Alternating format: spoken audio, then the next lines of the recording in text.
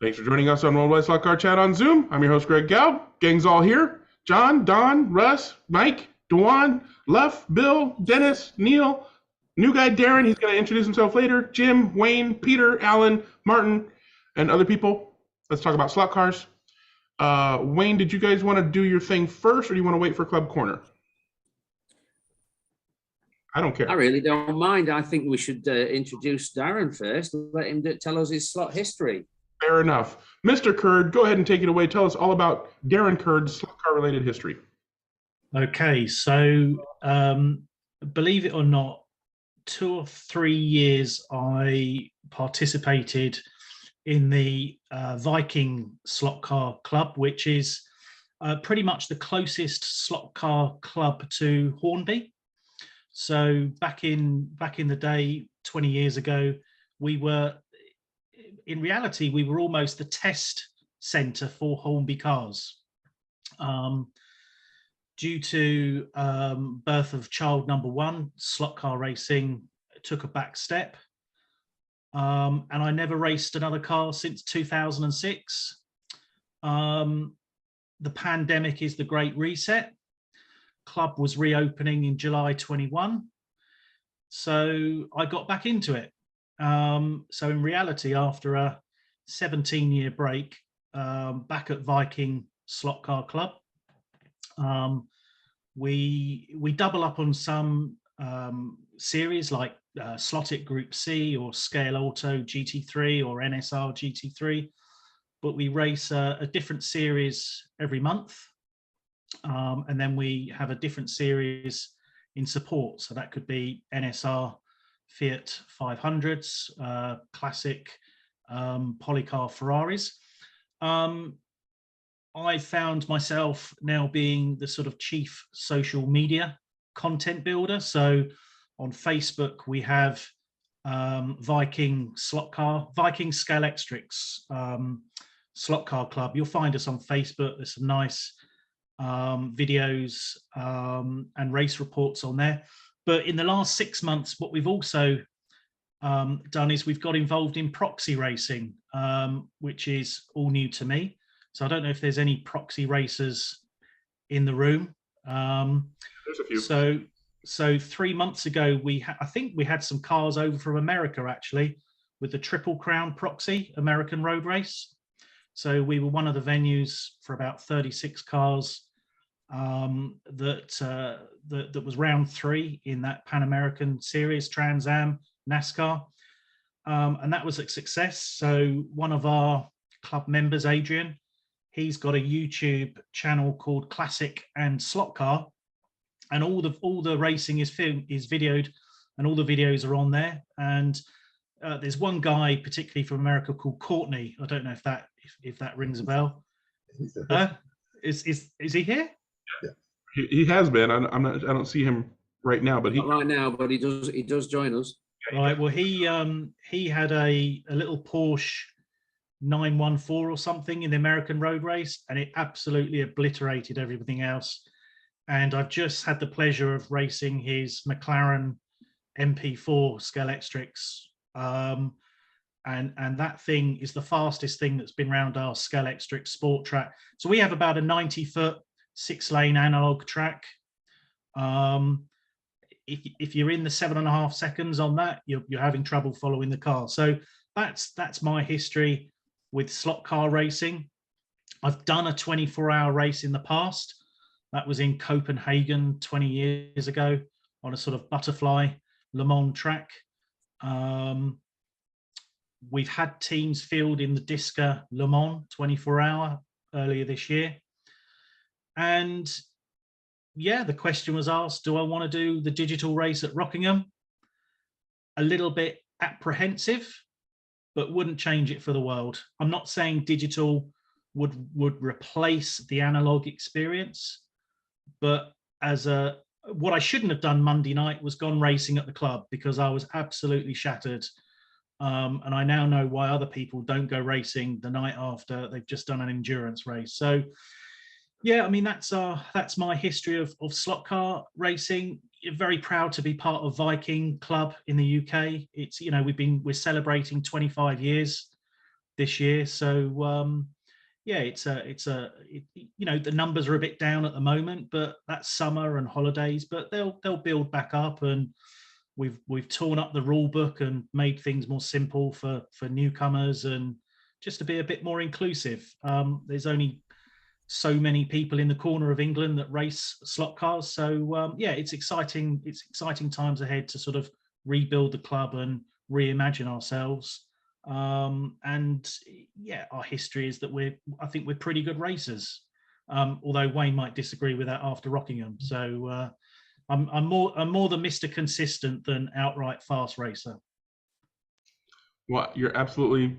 We thank you for joining us. You're welcome to join us every week now, into the future. Wayne, did you guys want to do your presentation now, or wait until Club Corner? I'm happy to do it anytime.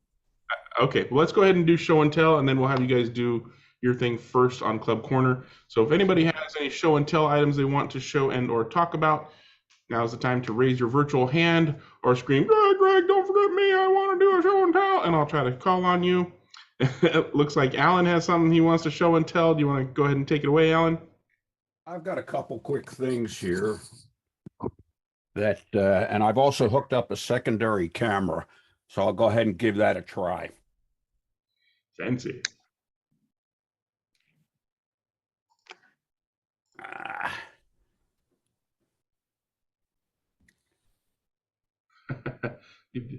Looks like it's. Oh no! It's my university days all over again. I'm Holy jeez! It's not working. It's working. It's just not focusing. Yeah. Okay. Let me go back to the original here. As you know, I'm pretty deep into 3D printing along with the slot cars. And I went ahead and downloaded Greg's files to go ahead and modify my Razor. Looks good. And not quite done. I'm waiting for a couple screws to arrive. Yeah. But the files were spot on. So if anybody's looking to do it or has a Razor and wants to do it and has a 3D printer, go for it. The files are great. Thank you. And then I had a delivery yesterday. Wow, that's been sitting on the shelf a while. Yep. That was Sideways' first series was the Daytona prototypes. That is the Riley Pontiac. And this is my first Sideways, so I don't know what to expect. Do you have any slotted cars? Not yet. I've got some inbound. It basically drives like a slotted Group C car because it's got pretty much the same chassis, same motor configuration and gearing and stuff. So it's a great car, fantastic car for sure. Okay, great. Well, that's it from Minnesota. All righty, thanks, Alan. Yep. Russ, you got something you want to share? Yeah, I'm going to go through a couple of old cars I've got, if you don't mind. Go ahead. Just let me know when you've seen enough, because I have a few. We'll stop you at 52 minutes. Just so. All right. All right. I hope there will be time for Wayne. Yeah. Thank you. So is that? Oh, that's like an Elda. That's an Eldon. Yeah. Yeah. Very nice. I remember all these run, by the way, and they do fairly well for what they are. Didn't we? I always wondered why it had a blower and it was a rear-engine car. Exactly. It's a transplant. To cool your luggage. Didn't we run a bunch of Eldons on your plastic track a long time ago? Yeah, and these are still able to run on the wood. Have you got? Oh, and you've got the antenna. That's the hardest thing to get. Oh yeah.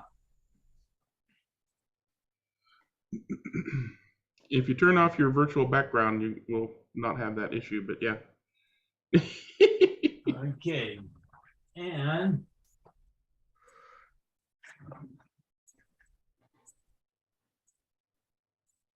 here we go. Wow, like Eldon City Doodas. Practically looks new. Wow. Well, no, not necessarily new. It just couldn't get around the track. I had that one.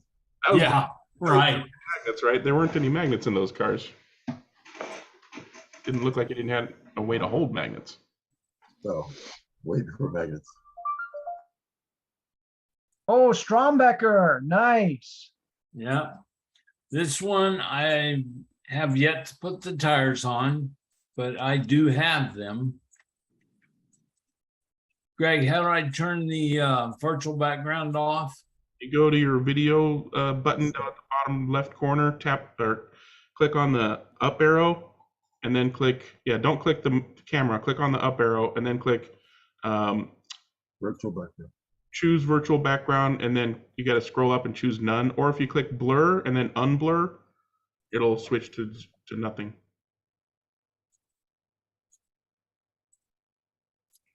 There you go. Okay. What? You're not in your garage? Yeah. There we That's go. not. That's a great car.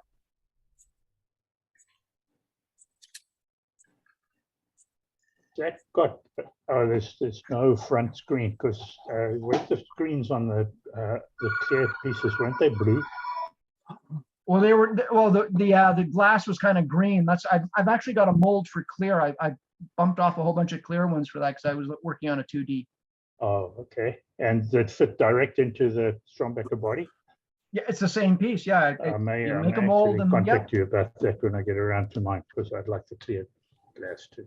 Sure. If you can, Dennis, if you can find on eBay a red Chaparral, Yeah. they all came with clear glass. Oh, okay. The only ones that came with the goofy blue glass were the white ones. Which is the one I have. Yeah. Thank you. Oh, yeah. Yeah, I have that. That's too. an Eldon. Yeah, Yes, J I have car, that. nice. It's quite interesting to put the Eldon J car and the Strombecker one together because they're actually very, very different. I'm amazed that they look brand new, every one of them. Yeah. I've cleaned them up a bit, but I have had Eldons for years and Strombecker. Strombecker was the first trick I ever had. Oh yeah, that one's almost 1/24th scale. It's somewhere between what an RSK should be in 1/32nd scale and the Revell 1/24th. But yeah, it's cool. It's big, yeah. But you know what? It's a testament to the plastic they used in the 60s. That stuff, you put it in a landfill, it'll last forever. Like base plastic. And then here you go, last one. And I've got a couple more boxes, but we'll save. Oh, it that's the for another time. Revell 250 GTO. Nice. Oh, and somebody put an That's Aurora nice. chassis on it. Nice. Yeah, Should be red.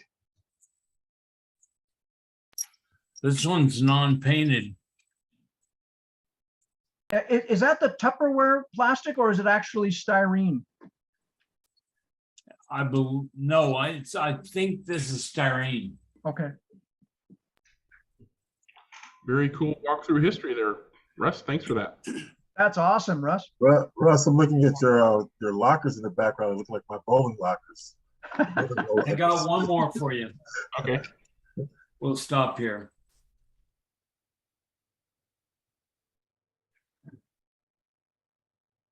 There you go. There's your red Oh, card. another Eldon. Nice. And those are original decals and everything? Yeah, Wow, that's looking so pristine condition. Oh my goodness. That's in great condition.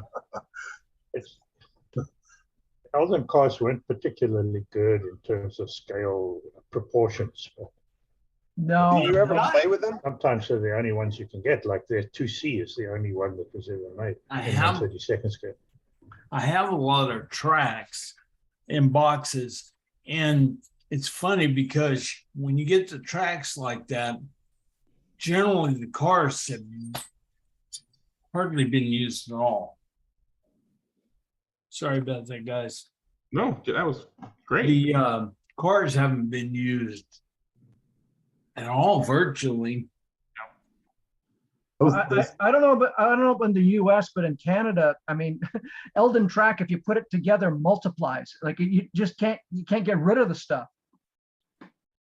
And Eldon was running on 6-volt, wasn't it? Yeah. I remember doing because my first track was the Eldon, and then we went to Revell a few months after that, and there was a 12-volt. So it starting to fly. Yeah. Actually, Dewan, the early Eldons were 6, and then the later Eldons were 12. Yeah, I have 6. And then of course there was their Selectronic that never really worked very well. Yeah. No. It had I don't know if you. Oh, sorry. No, I don't know if you guys have ever seen it, but I have an old track in the box, and when you take it out and set it up, it's probably about almost 2 feet long, about 1.5 feet wide, and you flip a switch on it. You have 4 cars, 4 different colors. You put them on the track and it vibrates like the old electric football. Oh yeah. And that's how the cars go. So kind of unique, but that's Those hilarious. cars are hard to tune. yeah, I don't know. I never could get Well, the guys. no, you can tune them. You just need to use a mallet. I never could get the guys to run straight either on the football. Okay, all for me. Thanks, Russ. And Jim has had his hand up. What you want to share today, Jim? Let's see here. Are we okay? There we go. As everybody knows, this race has been a long time coming, and it's going to be a great event. And I just happened, as I'm preparing my cars and getting ready for some other races here locally in Northern California, I just happened to come upon this car and got it very reasonably. So it's one of the few cars I've got that I'm gonna keep and not race. It's the older chassis, because it's an older car, but it's just absolutely gorgeous, I think. And so I got this, and a lot of my interest in racing goes back in slot cars, goes back to racing, which is why I do 32nd scale. And ironically, on Facebook, on the group C chat, this showed up. This car, the one you just saw, the red, white, and blue car, which finished 3rd at Le Mans, I think with John Morton and I forget a couple, George Fulmer. It's chassis number 956-104. It's got a huge history. It's got 9 wins, so it may be one of the most winning 956 cars ever built. And when you look at the liveries, this is the original livery. That's the original first race for the car with Bob Wallach. I think it was a factory Yost car. And so it's got a huge history, and Slotted has made a fortune on this chassis. Same chassis. Here's another version, same chassis number. And so through history, by going on to Racing Sports Cars, which is an amazing website if you're not familiar with it, it pretty much has every race ever run since the 50s and 60s. Here's a few other liveries that car actually ran in. So it's got a huge history. And if you look at the car, that's the car that I have, and that's the one that finished 3rd at Le Mans and is on the poster for Electric Dreams. And when you look a little bit deeper into this, the winning history, it had a few pretty good drivers in the car. So if I was looking to buy a 956, which I didn't win that 1.3 billion last week, this is probably be the one I'd go after and try to find. So it's just an absolutely amazing car. And I love the look from the top. This is the actual slotted car. And so I picked that up, and don't often find new cars that I get that I like that I don't actually race. So this is one of them. Very cool. Cool. That car must be about an inch bigger with all the repaints. And to prove that I actually have it, there it is. We were just gonna not believe you. Well, let's all say a hearty welcome to the Shelf Queen. Yes, there you go. I've got 4 or 5 Shelf Queens, and this is going to be one of them. Probably try to get it autographed next week when I go down there. The race is turning into a big deal, obviously. So testing and testing and testing and getting faster and faster and faster. The track record is going to be obliterated. So it's going to be fun. And I'll see Dennis down there and a few other people. So that's it for me for now. Awesome. Looking forward to hearing about that race and watching it happen on the Electric Dreams YouTube channel. All right, next up, Vlad, go ahead. Good morning, guys, from Australia. It's 4:20 in the morning. I thought I'd risk it today. I watched the last episode, and it was great. You guys had a lot of talk about 3D printing, and I thought I can probably throw a bit of more information your way. Can I share a screen, if I may? Just to help other people who are watching, what is your online handle on most forums? Oh, Nimrod. All right. Nimrod. We're talking to the Nimrod. All right, here's I'll give you here's a quick list of you can see that of probably the cars we've gotten out in the last couple of years. So some good Alfa Romeos. Again, some of these were found from video games, from just on the internet. Some even old video games from back in the 2000s, early 2000s and 80s and 80s and 90s, not 70s.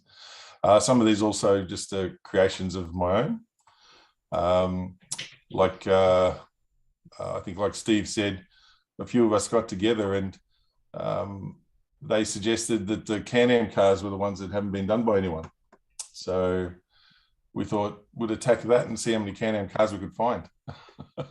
And sometimes we'd find a certain model, and then from that model, I'd recreate another two models, like a shorter rear end or something else to it. For our Can-Am especially is one of my favorites. We, I think it was a P4 body, and then the whole front was redone. The whole rear end was redone on the original model. But I'm going to just quickly show you the differences of the Mirage is all from scratch. That was great. I just finished the Mirage M6 Westlake just now, which I'll show you a quick model of. The DN4, that started it all. That thing was all edges, and I'll show you that as well. But again, anywhere I could find a model from, I'd strip it, clean it up, and then give it a thickness and get it ready for printing. The difference in what I do is the models that I get are 3D faces. They're not solid 3D. And when you're dealing with that, you need to make allowances for when you thicken the body, it thickens it both ways, inside and outside. So if I give it a 0.6 mil thickness, it'll thicken itself both ways. But again, game mods, which are free on the internet, just grab them, put them in there. I started off not charging anything for any of the models, and I'm quite happy to do so if someone approaches me. But you know, the software that I use and everything that costs money now, so I've got to pay for it some way. Not saying that you need to pay for a model, guys. Just send me an email, and I'm happy to share it with you. If you have any requests, I'm happy to hunt down a model and get it prepared for you as well. So let me show you. Wow, Vlad, that's awesome. Thanks for coming and joining us and showing us what's available. Oh no, look. Actually, let me show you this. If we check the website, I've put it on HRW as well. I think. Let me go there for you. I think it's in. I try to share as much as I can. So if you like that sort of stuff, it's good. Hang on, let me go. I think it's in bench races. There was a talk about something. There was a talk about Can-Am. I think it was in here.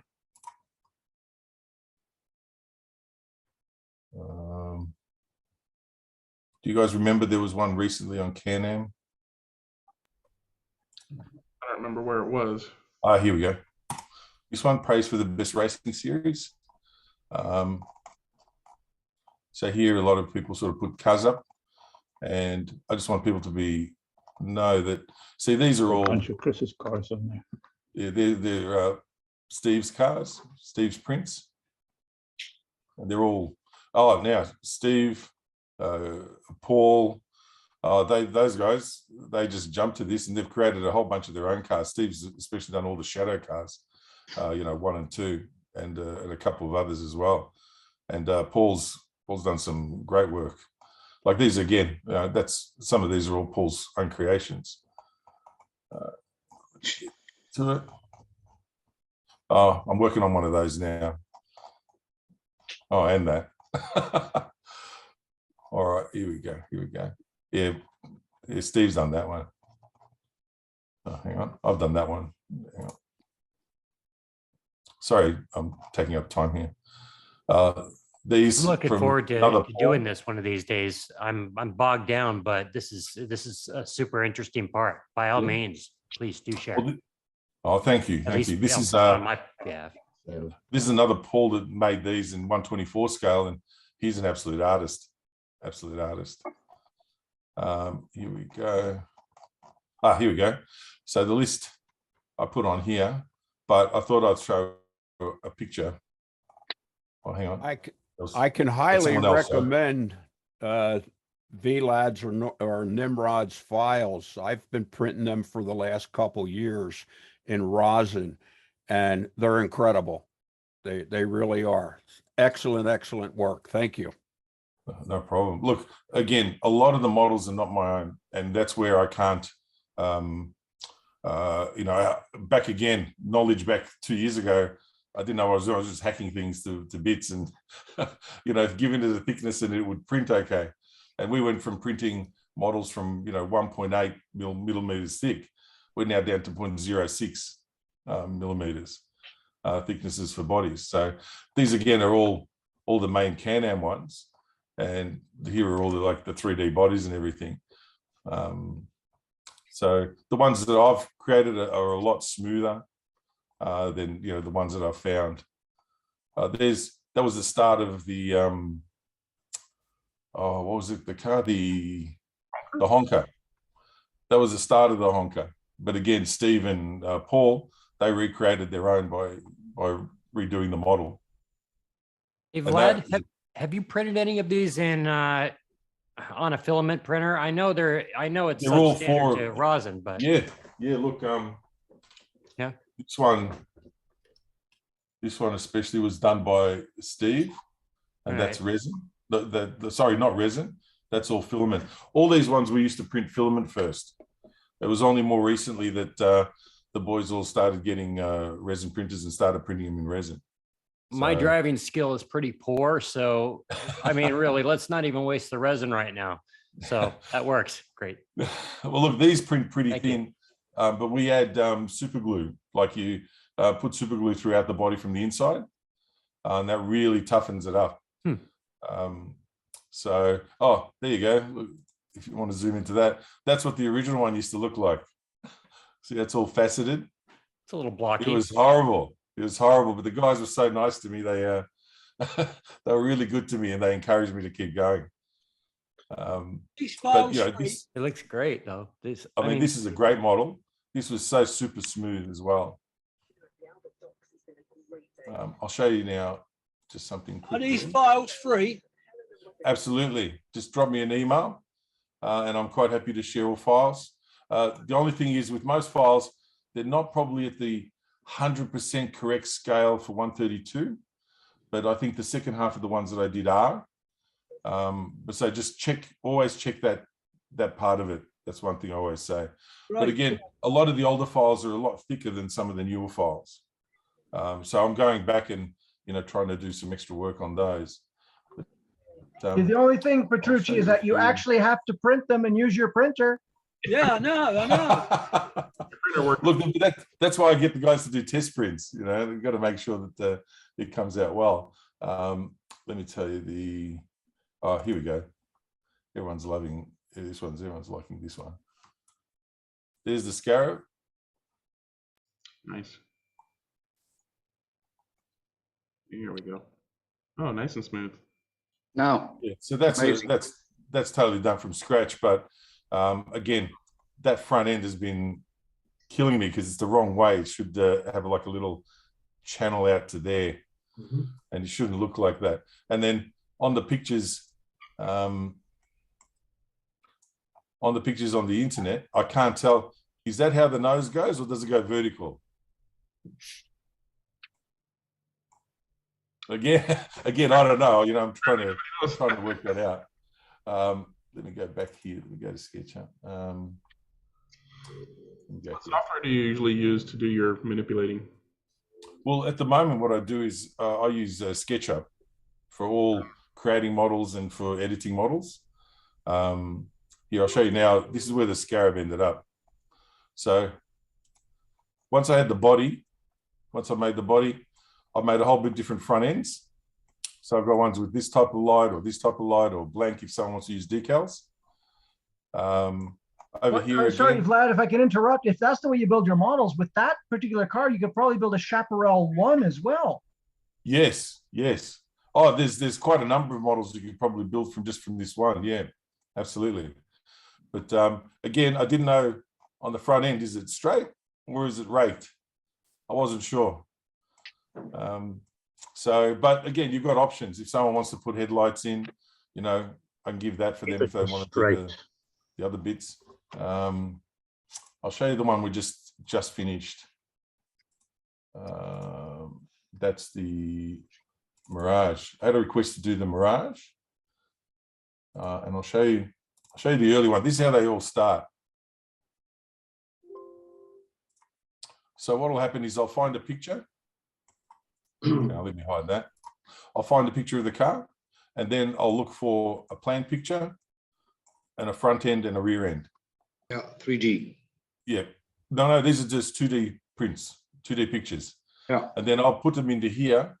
I'll basically try and usually scale the horizontal one first to the wheelbase or to the length of the car. And then the other pictures, I'll scale them to fit to the same size to that one.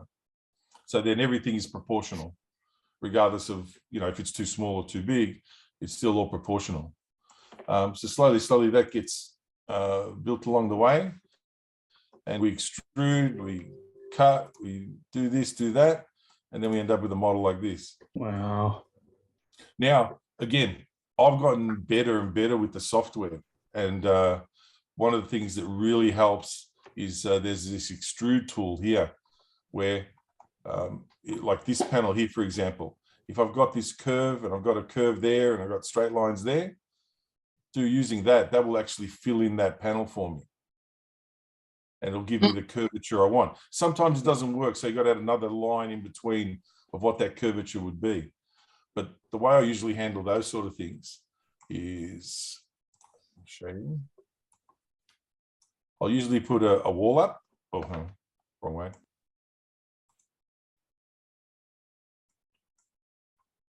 It's usually that. Usually I put a wall up. And if I'm working along a panel, I'll move it across the panel. And then what that enables me now is to, if there was nothing here in the meantime, it enables me to put a line of the shape of what I want there.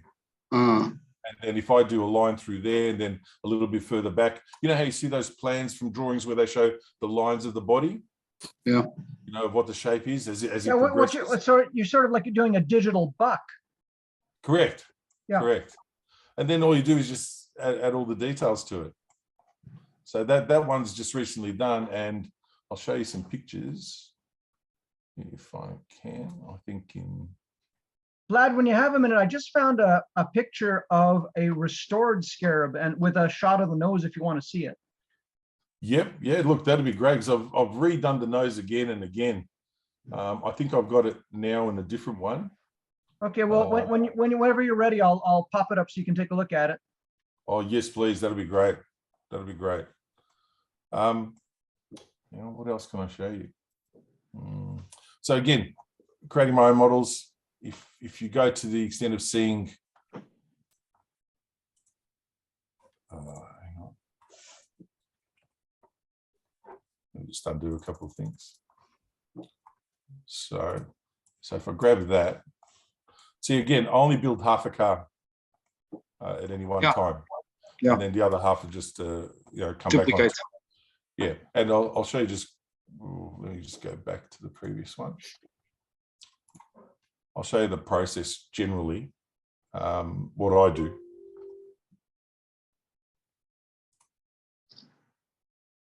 Here we go. So what I do here is I'd work out the body that I want here, and I'll trace the lines. So see those blue lines come up? So what I'll do is I'll trace the lines that I need. Then I'll use an extruding tool, extrude the body out this way to the extents that I need it to. And then what I'll do then is the same, the outline of the body. Otherwise, I extrude upwards. And then I cut off all the little bits that I don't need. It usually rounds off the front ends and other bits and pieces for me. It's like a digital piece of balsa wood. It is. It absolutely is. You just, you can create and then you whittle away at it. So it's nice. It's a lot of fun. It's a lot of fun. I've really been enjoying it more that I've now been able to do better models. Like here's one that I've just started for. Here we go. In between now and 5 years, we're not going to buy any more from NSR Slot. Look, I don't think you're going to. I don't think you're going to. Yeah, I don't think you're going to. If I see the last 2-3 shows, we can all print our own cars. Yeah, but then again, in 10 years, there's only going to be what 8 of us left, right? Of course. I hope so. That's what they've been saying for the last 50 years, so don't worry about that. Okay, Dennis. Well, yeah. I'll show you. Everybody says this hobby only has 10 years to go.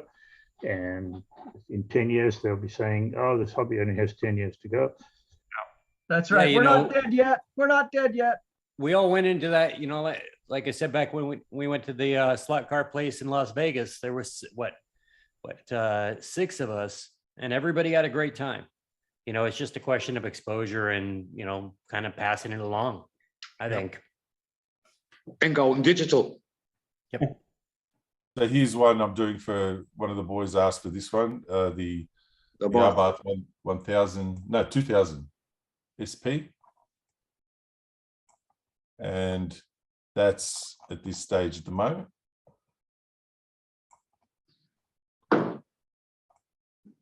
And just got a bit more of the boot there and a little bit on the back end to do as well. And that's, again, all I do is hunt down pictures.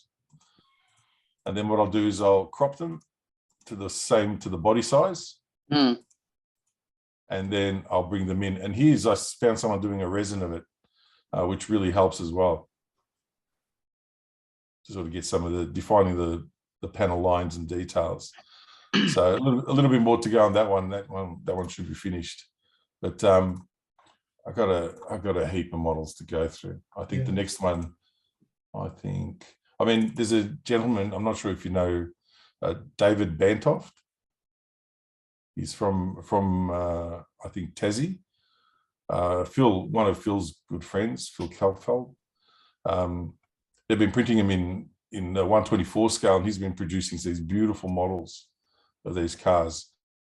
And the last one, this one now was the that's the Aston Martin, isn't it? The Aston, yeah. Correct, yeah. The Aston Martin. It was beautiful. This is the next car to come up. Oh, the 151 Tipo, yeah. Yes. Yeah. So hopefully I'll get started on that in the next week. But usually, depending on the car and what's required, unfortunately for Steve, because he really wanted the Scarab, he waited like a year and a half for that request. But usually I can get depending if it's really slab-sided, you can get the car out probably in about in maybe 3 weeks, because I'd only spend weekend time on it. But I've done ones where the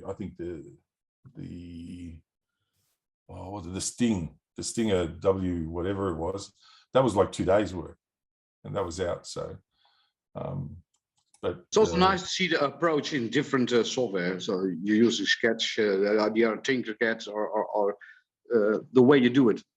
That's also nice to see. Yeah. Yeah, absolutely. I'll show you this one. This one should be the last one. This one from way back. I found a nice Maserati body, but with the roof, an A6 GCS, and I thought I'm going to redo that now as the D24. So again, it was a really nice model. But now it's just, I take what I need.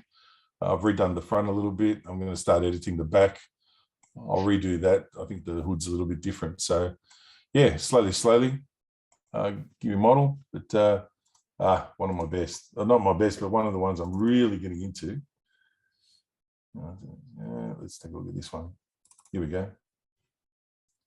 I don't know if you guys like hypercars. This one, the Glickenhaus. Yeah. Nice. So now, if I show you what the mesh looks like, this is going to print amazing. All right, so take a look at this. Wow. That's how fine the mesh is. And that is going to print so smooth, regardless if it's one or the other. And that's where the models I create are not as close as this. I mean, they're probably half this, but they're much better than the ones we used to find at some of the early Can-Am models and everything we used to find. I'll show you one more. Sorry, sorry. It's like I'm bragging here. I don't want to. All right, I don't want to brag. I wanted to share. Hang on, I'll show you. And this is another thing that I tend to work on. Let me go here. Complete kit. Here we go. Okay.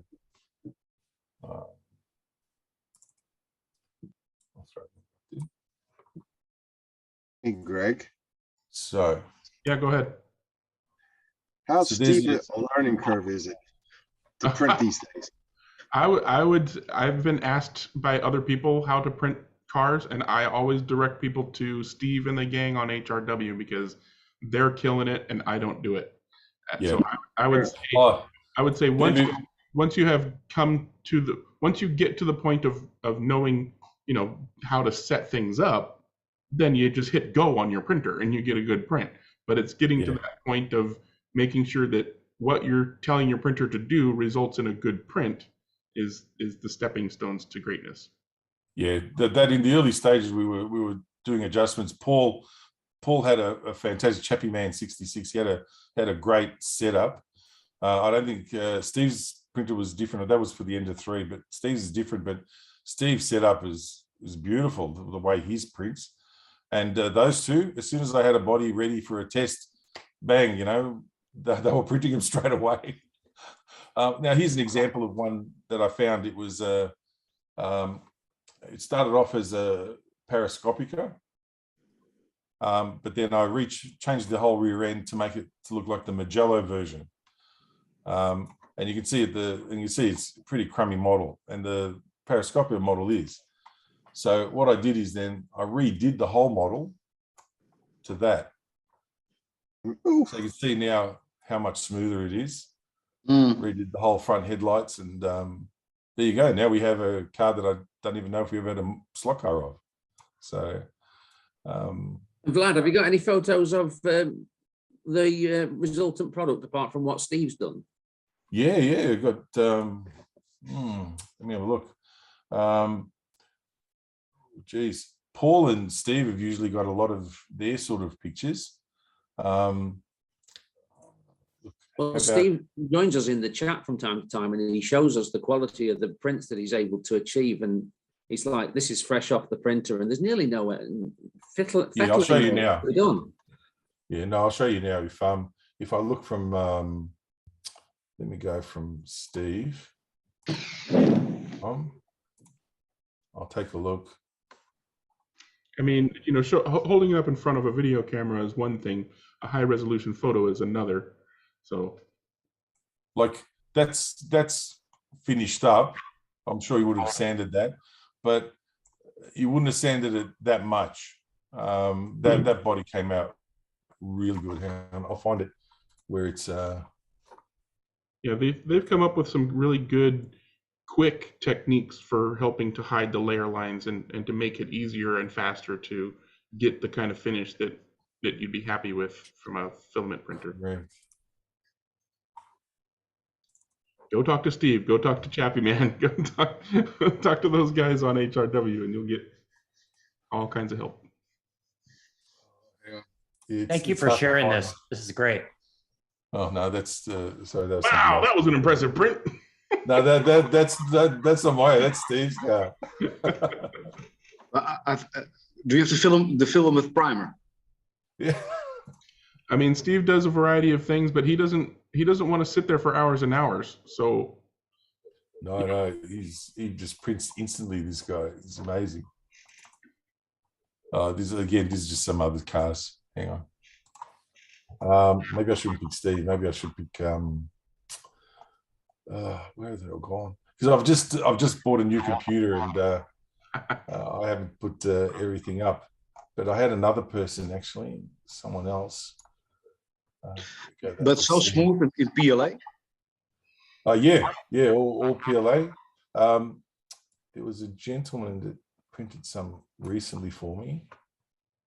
Manuel, I think Manuel. We're just talking about that. Would we say that the end result of these is as resilient as a production body shell? Beg your pardon? Would we say that the resilience of the end result is as good as a production body shell? Oh, look, if you're using PLA plus, you'll be able to hold it a meter and a half to 2 meters off the ground and just drop it, and it won't break. The biggest that'll happen, he might crack, but he won't break into pieces. I had some really. And then you print another one. But they also reinforce it with super glue on the inside. Yeah. If you reinforce with super glue, it almost becomes very, very solid. And then if you've got to really throw it at the ground to damage it. Sorry, Vlad, quick question from me. Are you attracting the attention of the manufacturers? No, actually I was gonna with regards to the Scarab, I was maybe going to talk to John Kidd. I'm here. I know. Well, I was thinking that I might, but what I usually do is I just release anything that I find or anything I create. I release it for free. Because there's huge discussion in the industry where the manufacturers, particularly the likes of Hornby and Carrera, they're slow to produce a particular model. Take Slot It, for example, with the Group C, very successful worldwide. And, SRC are making noises with the recent hypercars, Le Mans hypercars. And obviously seeing your Glickenhaus, you're thinking, well, you could bring that to market with a standardized chassis quicker than the manufacturers can. Oh yeah, definitely. Providing a really good 3D model that's printable is entirely different than bringing the product to market, right? Correct. You don't need 100,000-pound mold. Correct. When they're doing mass production, they're having to get machined injection molds done. They use 3D printing for prototyping, but they're not gonna.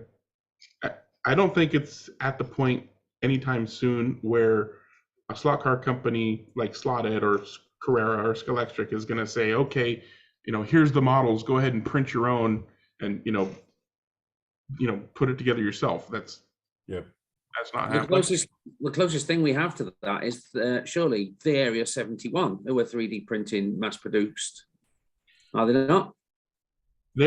Yeah, especially now that they got their I believe they have their own printer. They used to be using Shapeways and stuff like that, but yeah, that's probably the closest thing, is that they're actually using 3D printing but they're not sending finished models either. They're sending kits. You got to do that's right. Well, the other thing too, for example, Vlad, if you were thinking of printing for a particular car in different versions, you could do different hoods and print them off separately that fit in, and again, you just make parts, cast them, and away you go. Yeah, definitely. I mean, here's one. I don't know if you guys know the movie Corvette Summer. Yeah. Oh, that was Mark. That was Mark Hamill. Yes. Yes, that's right. First paycheck was $2,000 a week. Well, Chet, one of the guys, which is part of our group, he found the model, and so I just cleaned it up and made it printable. And so because he's into movie cars, so that was, yeah. I mean, that's resin print. That was a good model too. He's again one of the 124 scale things that David Bantoft makes or creates. So he takes the body, sands it. If he needs to, he remodels it to perfection, and then produces a 124 static. Yeah, that would be a great car in 132nd. Oh yeah, it'd be greater if it had a driver in it. Oh, the driver's the easy part. I'm gonna cut you off there for now, Vlad. I know that you no got problem. Oh, Vlad, I just want to show Vlad the scarab nose just for his reference. Go ahead. So there you go, buddy. Now this is a restored car, but it looks like you've got it pretty close. So it does come back a little bit. Yeah, a wee bit. Yeah. That's the only side version I could find. Gotcha. Note that it's Gotcha. left-hand Sorry, drive too. sorry, I took up a bit too much there. No. Hey, listen. I thought No. Wait. Hey, I'd share. wait till Wayne gets going. You're nothing. Well, look, I'll leave it open that if anyone has a car that hasn't been made at all, if you give me a couple of pictures and give me a couple of months, I'll make it. So that's where the preference was. Another question about that, though. What was your question, Dennis? Pardon? My question is, I thought all the scarabs were left-hand drive. I've seen right and left hand in the pictures that I've seen. They're mirrored. Yeah. No. There's right and left. Unless it's a Scarab Mark 1 that I'm thinking of. A question on the printing. Is it possible, because there's a couple cars that I would like to have, is it possible to print a body with mounts made for a specific chassis? For instance, I'd like to have the Lotus Group 5 car, or the Ford Probe IMSA GTP car, and have that printed to fit a specific chassis, so it's just kind of a bolt-on. Absolutely. Let me know. I was going to do that with the Glickenhaus. There's a few people that wanted that one. And I was going to request if you wanted to maybe find a slotted chassis or an NSR chassis that would fit the wheelbase, I'll just add the supports in. Yeah, tossing in some tubes is super easy. You just got to know exactly where to put them, and then he can. Exactly right. Exactly right. But you'd have to build the wheelbase. It may not be totally correct, but you'd have to pick like a Porsche 956 chassis and then adapt the Ford Probe to it. Yeah, but I could do that, no problem.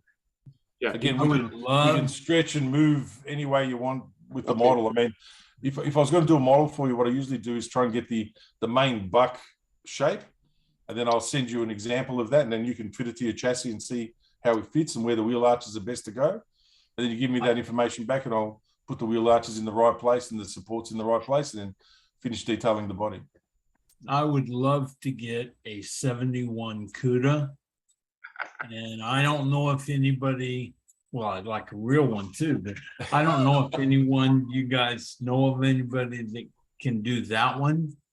But 71 CUDA. I definitely believe there's models out there. There's heaps of models of every car out there. You just need to look.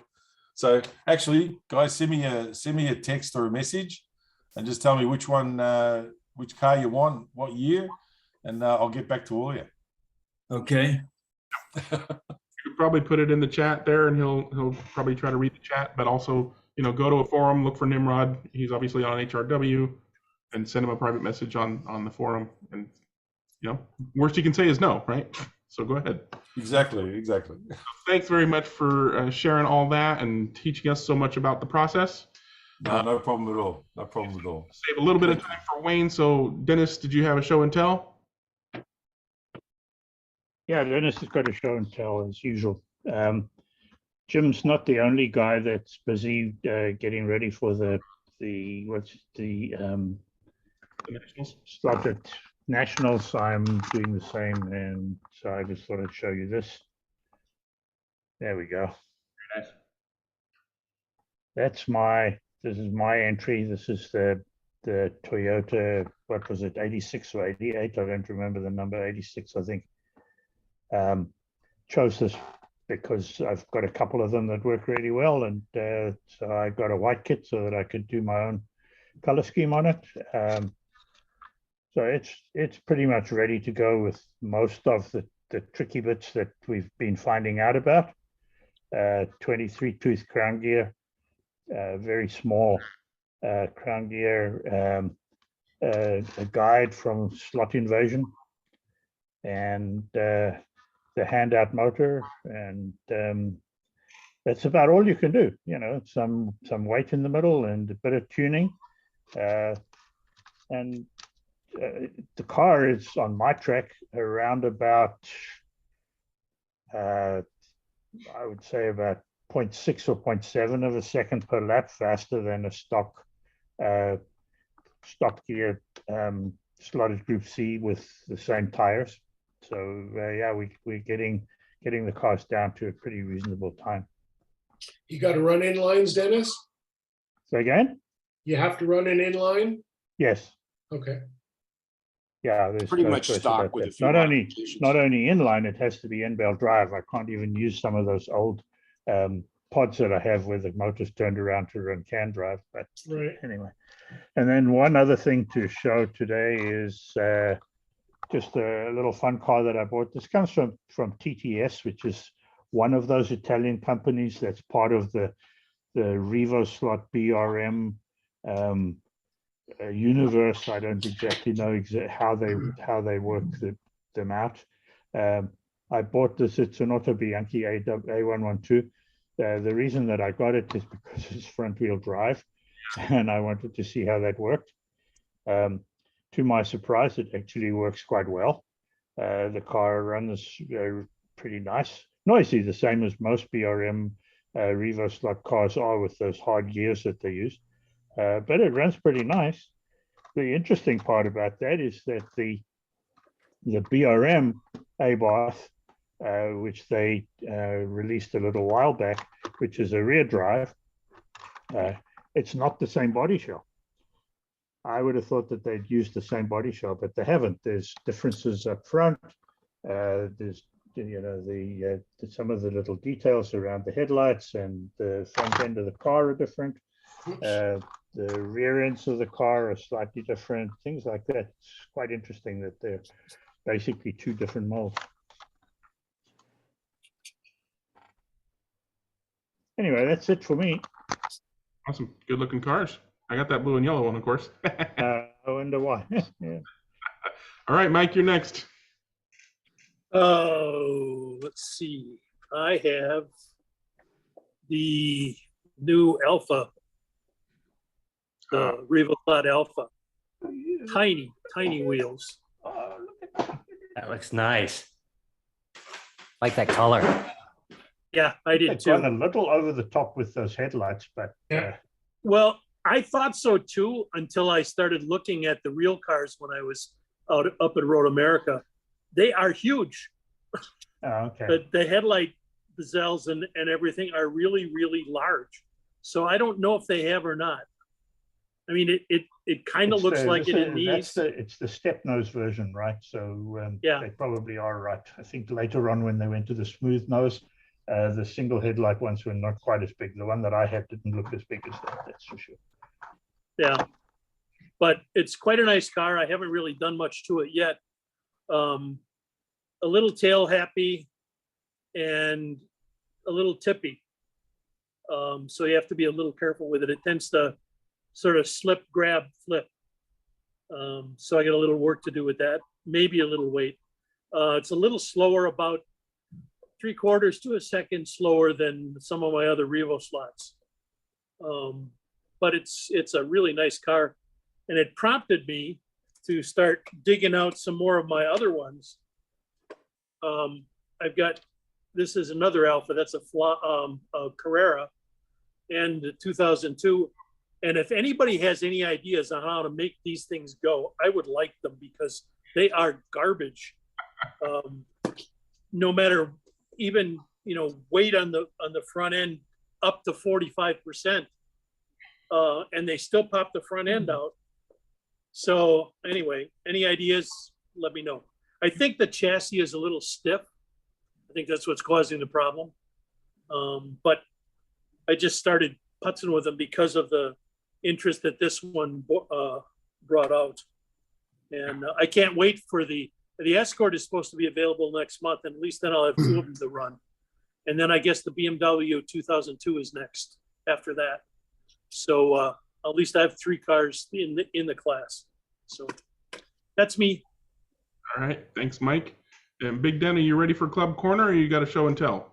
I've got a quick show and tell, Greg. I was just commenting on John's observation that Russ's one of the Eldon cars looked to be somewhere between 32nd and 24th scale. I think I know where they got the plastic from. There's those Lindbergh cars I bought that were supposed to be 1/32nd with something less. So they obviously deeded the extra plastic to Eldon, allow them to make bigger cars.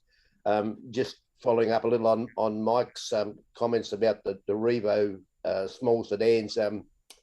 Our guys are looking forward to starting up a class for those, and a few of them are anxiously looking ahead to that for when the Escorts are released. Now, I have actually bought a car recently, as I'll just hold it up in front. It's an MB slot Ferrari 430 with a custom paint scheme. Keeps up well. Keeps up well. Yeah, I have. Yeah, the sponsorship, as you can see, I thought this might be a handy car to have in case you want to just get up in that last minute, you know. Is it a 6 or a 9? Oh no, I was actually looking at the other. You know, the. No, I know. I was making a 69 joke. Oh.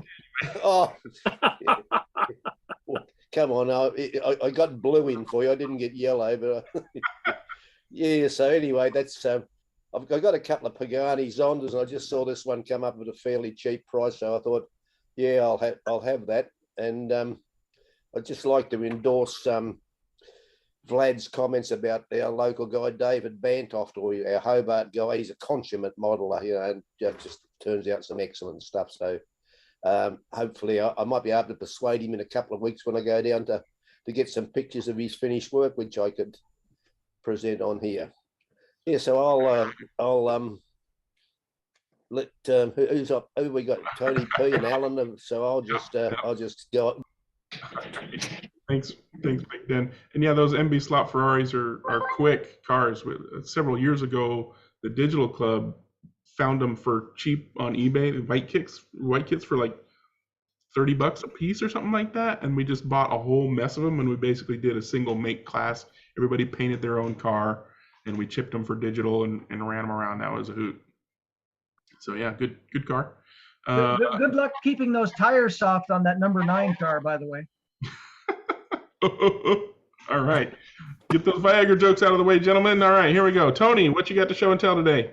Oh, the quick show and tell. The cars I ordered last week, I was telling you about, they arrived, which is this one here.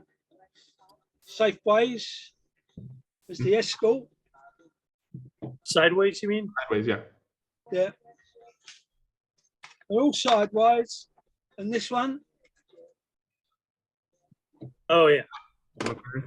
Great car. Yeah. And this one.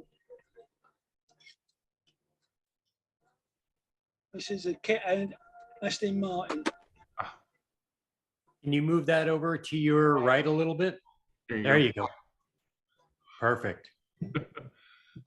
That's a nice looking car. That'll be nice when you get it all painted up. Yeah. I might do it blue and yellow. All righty, perfect. All right, thanks, Tony. And Alan, you got your hand up? Yeah, just one more thing I forgot in my show and tell here, and it's regarding Greg's braid dispenser. I went ahead and printed it out, and I sent a request to him to go ahead and put little tick marks down the side. For you're stealing my thunder, man. I'm sorry? You're stealing my thunder. I was going to show and tell that, but yeah. Alan, never mind. I'm out of here. No, Alan made a great suggestion. I'll go ahead and share, because I took a picture of it to show it more clearly, which is better over Zoom. So yeah, Alan made the great suggestion of putting some kind of ruler on the side so that you could easily cut the same length every time. I went with 1/8 inch tick marks. You know, if somebody wants metric, I guess, you know, do a conversion and you know how many millimeters that is, 2.5 or something like that. Oh, and you put the cassette middle in too. Nice. I took that suggestion and interestingly enough, or annoyingly so, pencils are not all exactly the same size. Like even if you have two number 2 pencils from different brands, they feel and look the same, but the thickness of the paint and the manufacturing process, and depending on how the print turns out, you might have a pencil that just rotates in the hole or won't even go in the hole. So it just shows you that nobody's standardized. I mean, digital slot car racing isn't standardized. Why should pencils be? Yeah. So Now, if now, you Greg, yeah, go ahead. Can you do one side in clear? It wouldn't be any better than holes. No. Gotcha. It wouldn't be clear. It would be translucent. So you'd have to hold it up in the light to see it anyway. So I went with the holes so you could clearly see, you know, how much is left and where you're going, you know, if you're getting low. That was one of the other suggestions the guys made last week was being able to see how much braid there is. So I did the holes, and being able to stick something in the middle to rotate it. So I did the pencils, the hexagon, and then Alan's great suggestion of putting some kind of measuring tool on the side. What about possibly, this is a suggestion, instead of the holes, what about putting a slot, maybe 1/16, 1/8 of an inch wide down just from the center to the edge? You know, so it's hollow right there. Oh, so yeah, So so you it's a can see clear, it all the way. so it's a clear line going across a clear slot, so you can see how much. Yeah, I could integrate that, no problem. Just an idea. Yeah, no, that's easy enough. Greg, what's the dimension on that? It's just shy of 1.5 inches on the sides and 1/4 of an inch thick. Okay. It fits very nicely into a spot that I have for my for braid in my slot car box. Yeah, it's smaller than it looks in the picture. There was a guy on SCI that said, "Wow, that looks huge. Why not just keep it in the bag?" I'm like, just because it's a big picture doesn't mean the thing is big. Yeah. By the way, mine works great. I've already put the braid on it. Love it. Yeah, and Roy had a bag of braid that looked wider than 3 millimeters, but it wasn't. It fit into the container just perfectly fine. So I'm attaching a battery-powered motor with a reversing switch. All right. Just pay somebody to change your braid for you. There you go. I could do that. All right. Thanks for showing up, showing your print on that. I'm glad it turned out for you. And we're going to go ahead and do Club Corner. Wayne and Darren are going to give us a retrospective on the Rockingham 6-hour, I think it was, digital race. So take it away. Okay. So while I'm keeping my camera off because I've got some net stability issues. As you're aware, I brought Darren along to the chat tonight because he was my team captain at the race at the weekend. I can't actually see you. Where are you? I'm looking around. Has he left? I'm here. Oh, he's there. Oh, there you go. Yes. So, Darren, I wanted to ask you a couple of questions that I didn't get to at the Rockingham race, and that was what the first one was: have you raced digital slot cars before you came to Rockingham? No, as I said earlier on the intro, I've seen the Disca 24-hour. My only endurance race in the last 25 years was back in 2006 in Copenhagen with a butterfly 6 or 8 lane layout. So I was aware of digital. That was analog. Yeah, that was analog back in the day. And in actual fact, I think we came third with a Scalextric Lister Storm, if I recall, which was a pre-production car of some sort. But no, I mean, I've seen the digital, been aware of the digital. But to be honest, when you look at the 24-hour race track layout, I mean, there's intimidating and then there's intimidating with a capital I. You know, forget your club circuits. Your vision is just it's a complete refocus. Those corners at the far end of the circuit are a long way away. So I've never done it before. And as I've said on the forum, one of our other club members, Keith Fishenden, who races with Rockingham, kind of convinced me to do it. I don't have a digital car, but, you know, over the 2 months, we signed up, we hooked up, and we were there. And so I take it you didn't have a car until you brought Dave into the team, is that correct? I was the entrance fee. Dave was the fee. Dave was the car. It was as simple as that. Okay, and then I understand you had an additional teammate that couldn't make the event, and that's where I came into the picture. Is that right?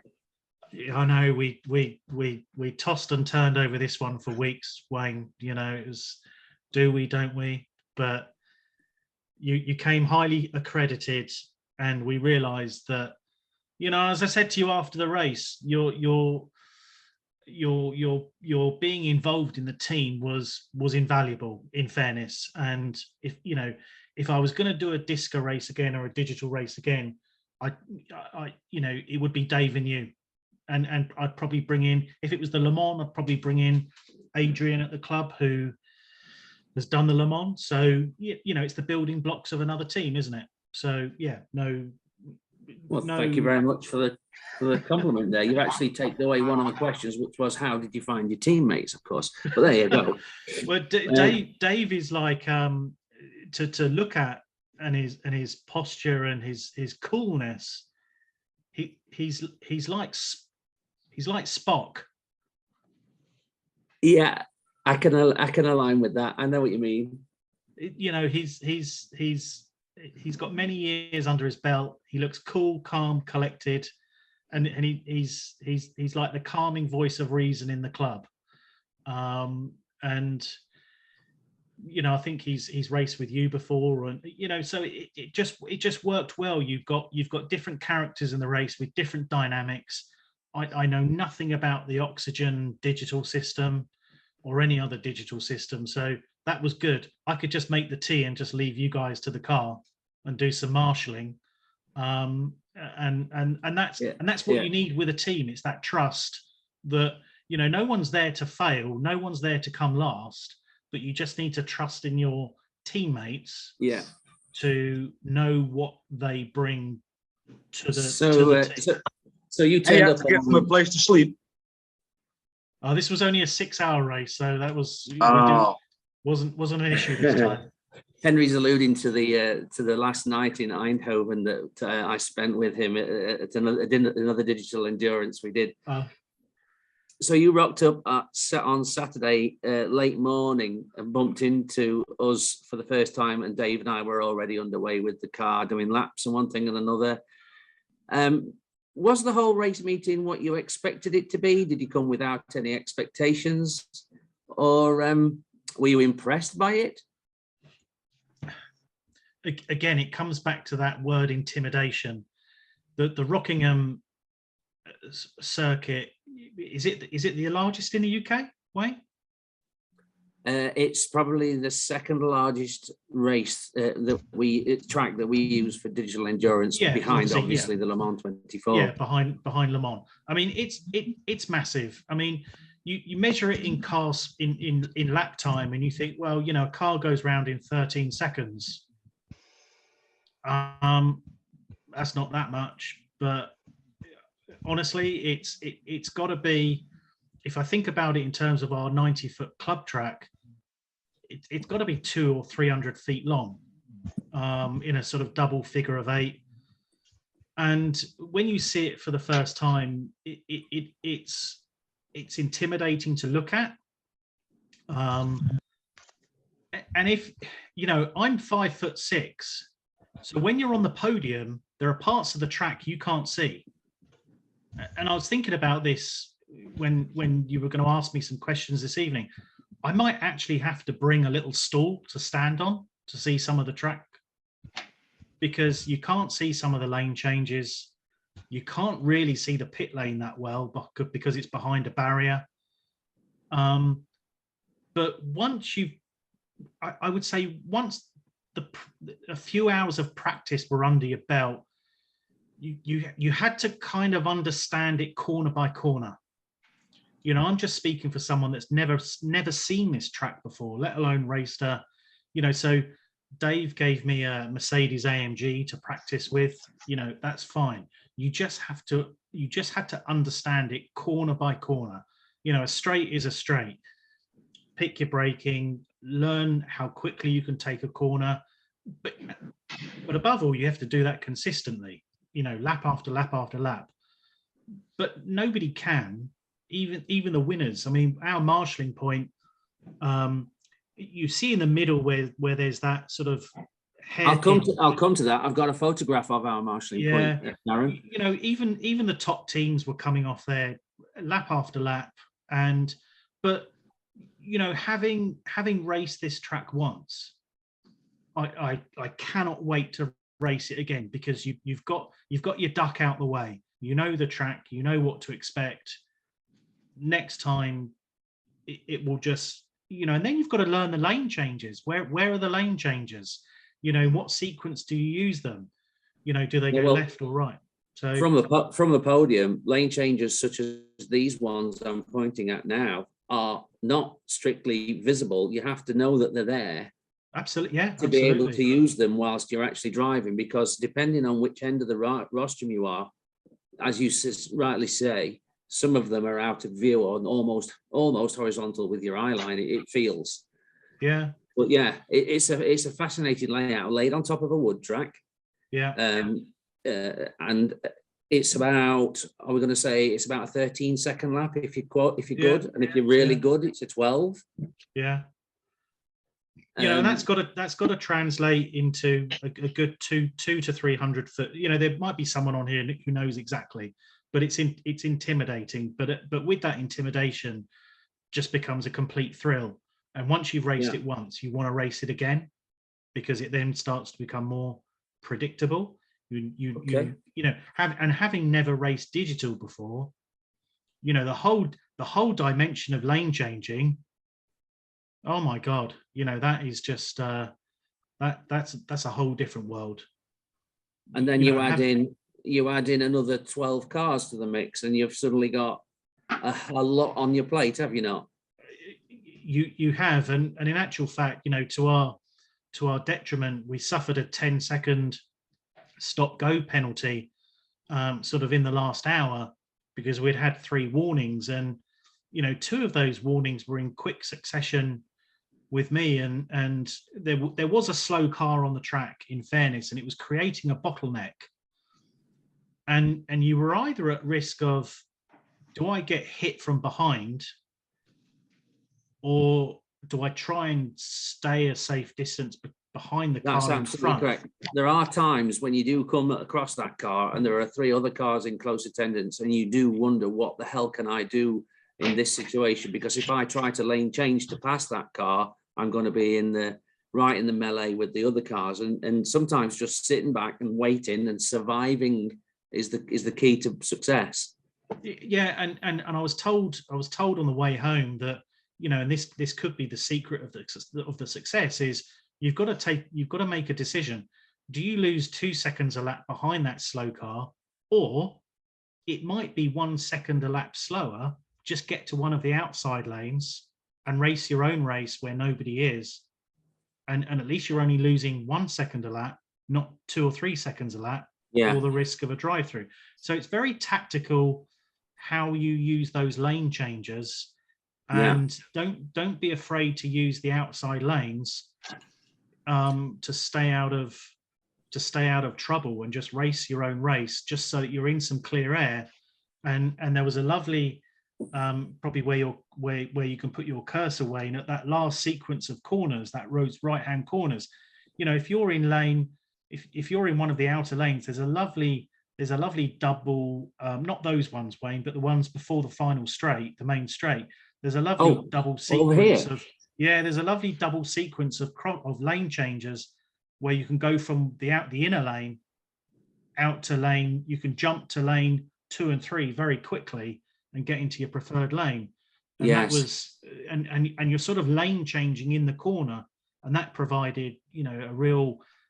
So it's just learning. You know, if you've never raced digital before, you just have to experience it from the point of view of accepting that first race is just going to be an eye opener.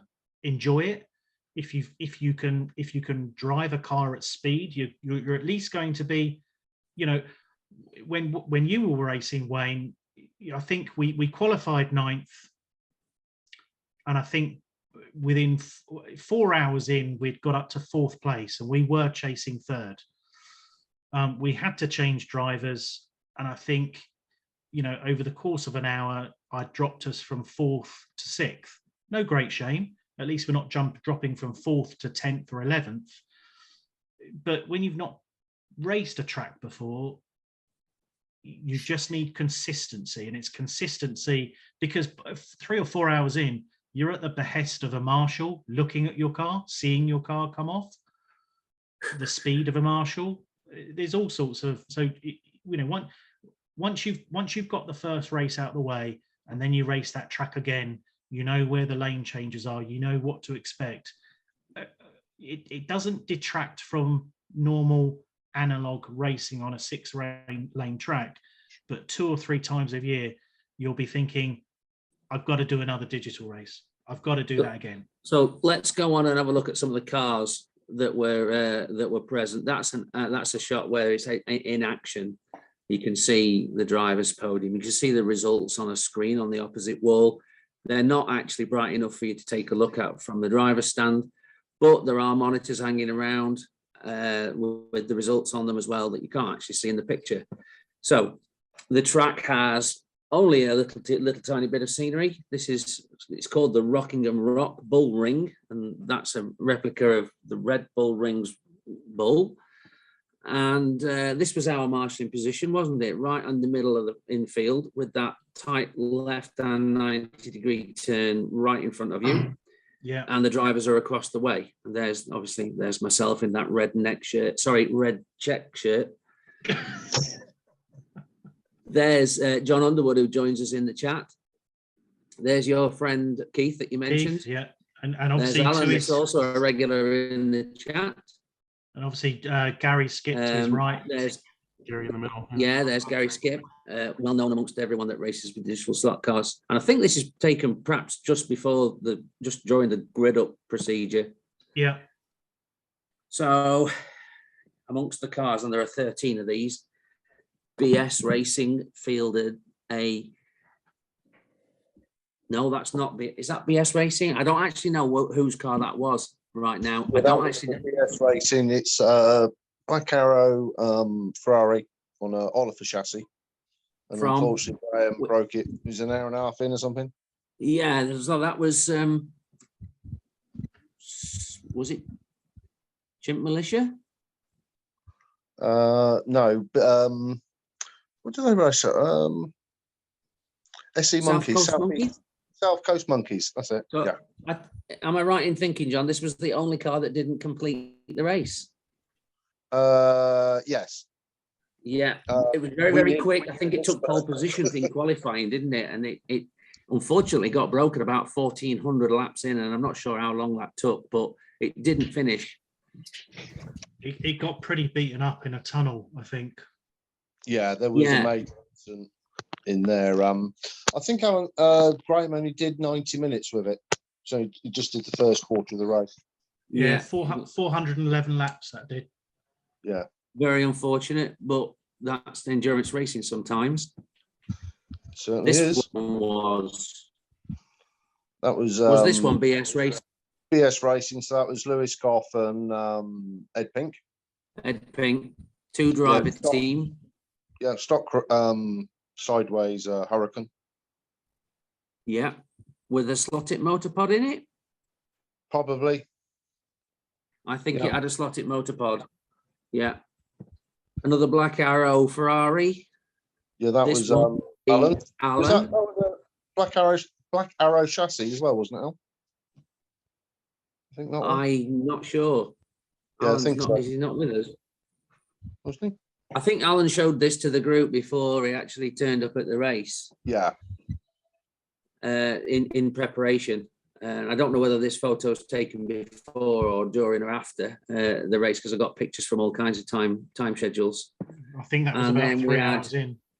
We had Demon Slot Racing. They come from South Wales. Were they a 3-man team? I don't know. I think that was so it's the Demon Slot. So it's Phil and Craig.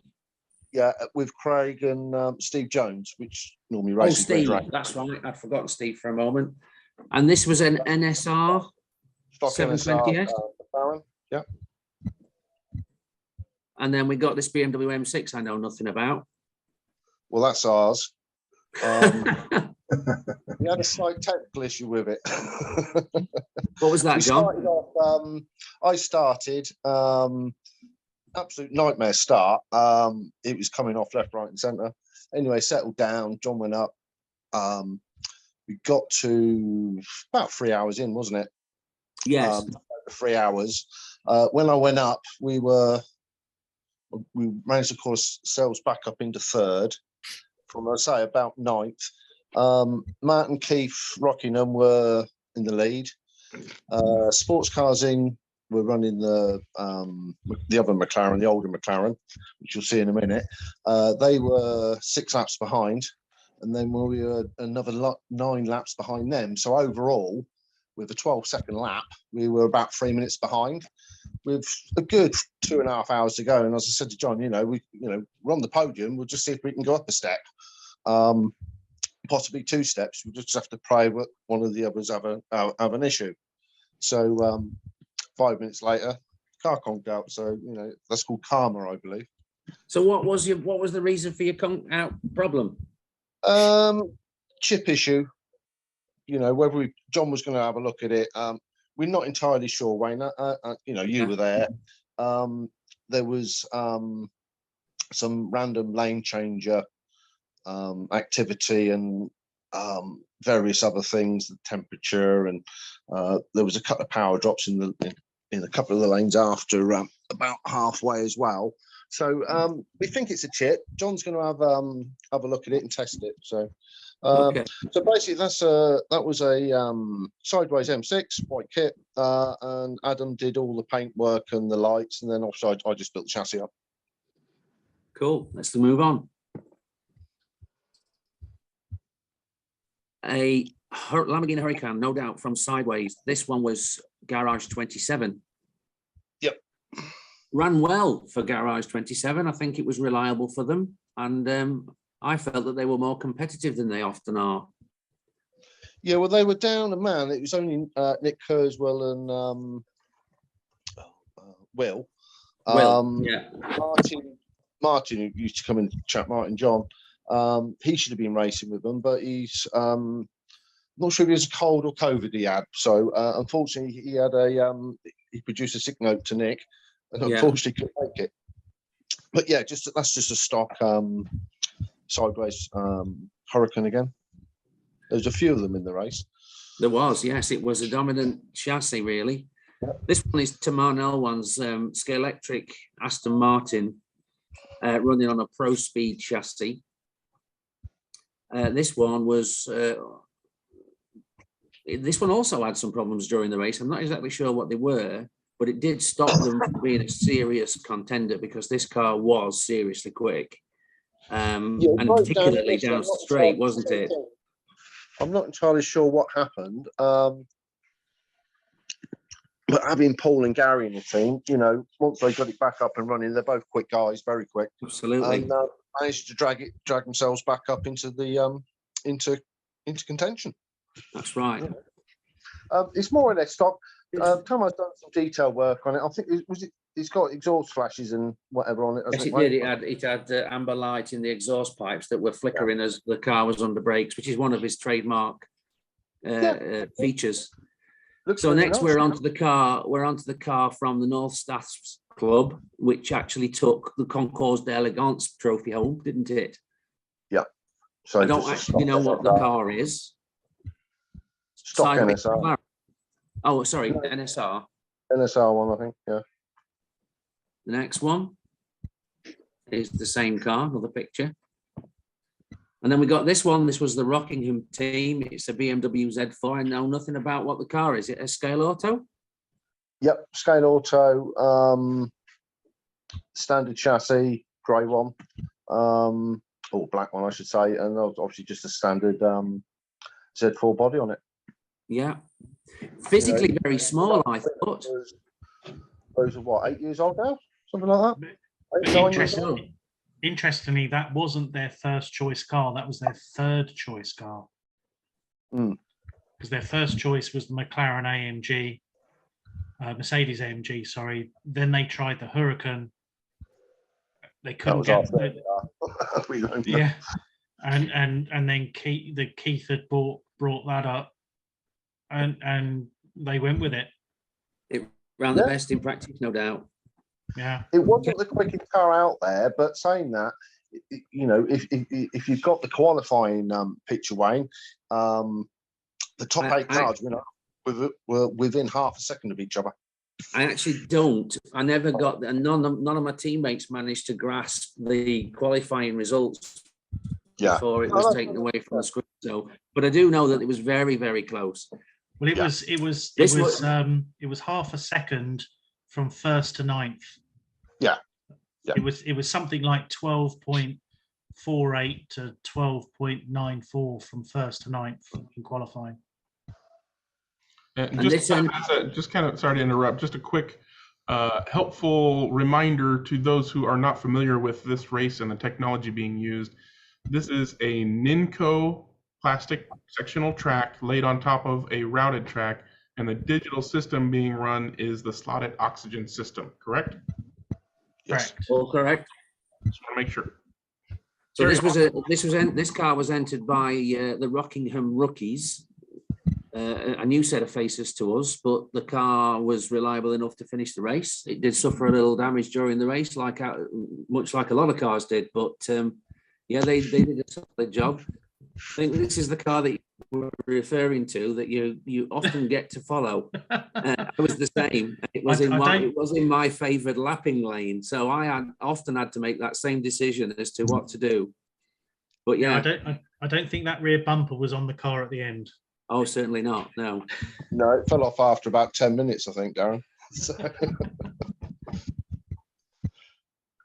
And this would be South Coast Monkeys, another Ferrari 458 from Black Arrow. No, that is the Sports Cars in car, driven by. Oh, there you go then. Steve White and Martin Ford in second position.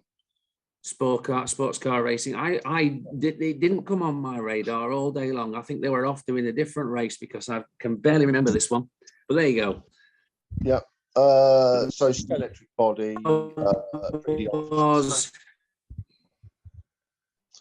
Stambra. So that was electric body and 3D Oliver chassis. Stambra Racing, not the NSR body shell. No, that's all sideways, Wayne. All sideways. Yeah, that's and it was a home decor, wasn't it? Done with a decal kit. Yeah. And then there's us, Darren. With a finely tuned spoiler to interact with left and right hand corners. Absolutely.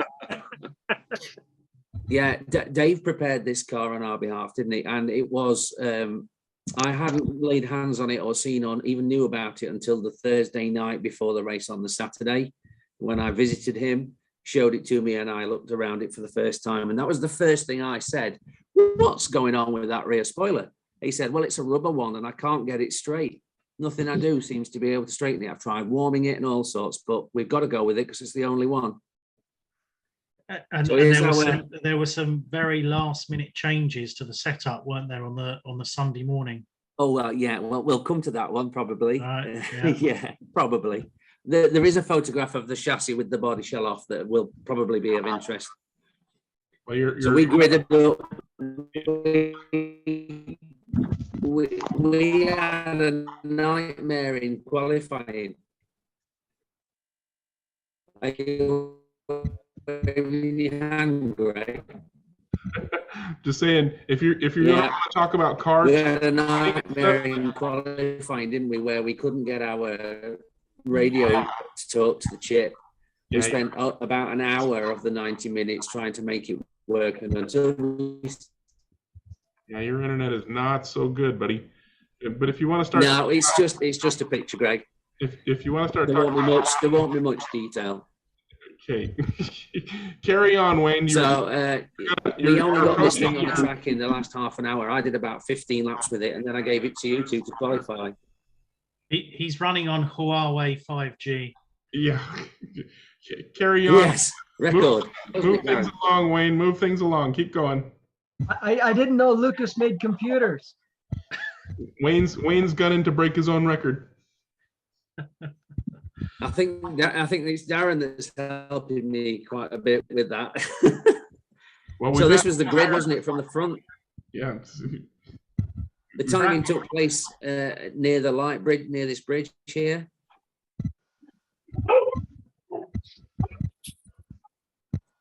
Don't know why I included that. Here are the drivers in action. Another shot you took during the race.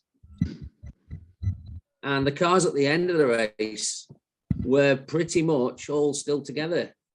Bit of tape on that rear wing. Only an odd paint chip here and there. Our car lost its rear bumper during the race and we had to refit it and we secured it with some tape. A car, I don't know which one, but you can see that after 6 hours of running, the tyres are in pretty poor shape. Brakes are good though. What did you use, Wayne? F22s? No, G25. G25. Slotted G25. Was this a spec motor race, Wayne? It was, and it was a Scale Auto Baby Sprinter. Yeah. And I think there was a bit of variety between one and another, to be quite honest. And I took this picture at the end of the race. Someone left this car on the track like that, and I dared not touch anyone's cars, but this one was left like that, and so I took the opportunity to grab a snap. I think it's the only other car in the race that had got any tape on the underside. Yeah, I mean, interestingly, Lowlands put a gauze over the top of their motor to stop the tire debris going in. Yeah, that's right. Yeah, very smart. Oh, there's the missing bumper. There's the missing bumper part. Yeah. And this is how we had our controller set. Particularly noteworthy, in my opinion, is the fact that we got the brakes just about turned off. We got a minimum amount of throttle damper. We got a reasonable minimum drive, and we got a small amount of negative exponential curve in there. But it was particularly surprising to me was to find out that we needed nearly nothing in the brakes. Well, for that baby Sprinter, I can believe it. And on an info track, was it in linear mode or curve mode? Yeah, it was in curve mode, and the switch was in the center. I thought that would be of interest to you, Greg, seeing as you used them. I mean, interestingly, at, how did you find using the Sorry, you sounded like a robot there real quick. My comment on the settings here is that I run like that most of the time. Your min speed is a little higher than I run, but I don't run, baby sprinters on Ninco track. So, but yeah, I totally believe that would be a good setup for that car on that track. I mean, just to add, as a first time digital racer, I mean, at our analog track, we use I think they're a UK. We use True Speed 2 controllers, which are quite nice to hold, and they have braking control, and these slotted oxygen controllers are they're quite cumbersome to hold. They're okay if you're right-handed, but those lane change buttons are not the most intuitive things to it's almost like they need to be on the back of the controller so that you can just press them with your thumb. Yeah, Alan has done a mod to move the lane change button to make it more ergonomic. So I don't know if he was using it at the race, if you guys saw that or not, but I know he's done it for other purposes. Yeah, He wasn't. Yeah, he wasn't. This is our car inside. The scale auto has a lot of more torque than the usual yellow one, the yellow slotted. Oh, look at that. It's like a. I can't say I have no experience. Have you ever run an NSR Baby King motor? Yeah, there's a lot of more torque. Same kind of motor. That's why you're running on zero for brakes. Almost zero. Yeah. Yeah. So as Darren mentioned, we started in practice and ran all day Saturday with our suspension in this location and the same one opposite. And the thing that we were omitted to try was putting it over at the back here. And I remembered that Dennis had said that he preferred his cars with the suspensions at the back if he had to have suspension. Yeah, me too. And so the thing that we did over Saturday night, well, we did it Sunday morning because the cars were in Parc Fermé. We did this Sunday morning. Unfortunately for us, it didn't ruin the car at all. It didn't really make it a lot quicker or a lot slower, but it made it in a way that we liked it, and that's how we ran it. As for gears, we ran both 24 tooth and 26 tooth on the rear axle with a 12 pinion gear, and we were up and down and we switched back and forth a couple of times, and in the end we chose the lower ratio of 26.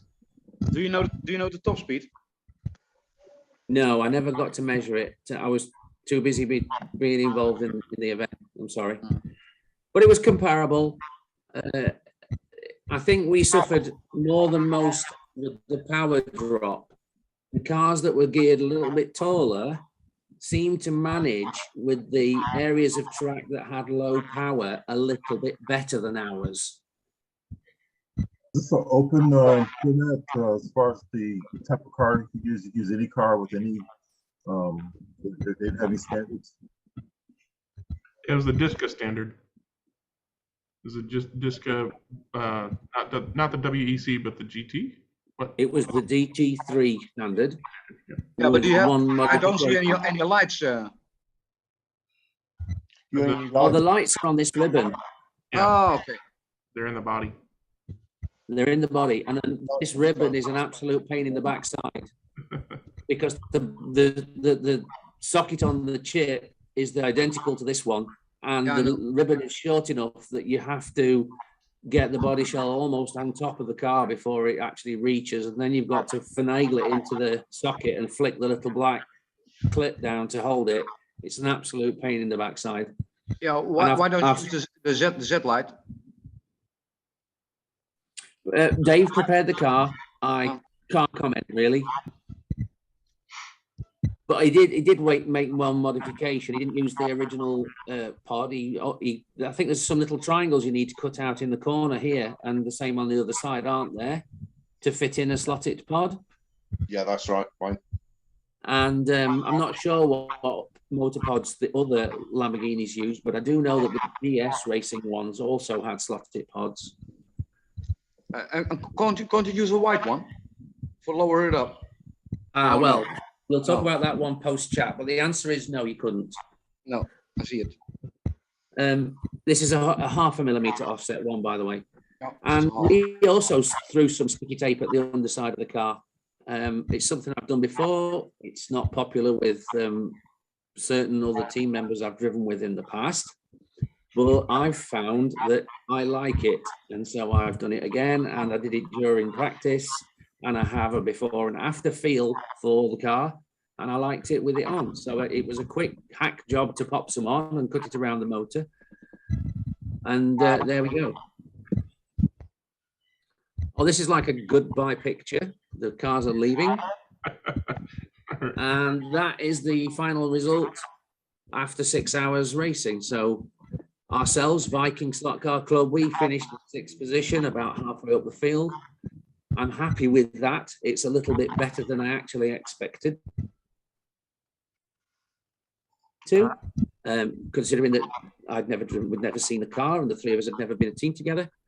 And thanks for the report. We're running low on time. You can talk more about this after the recording.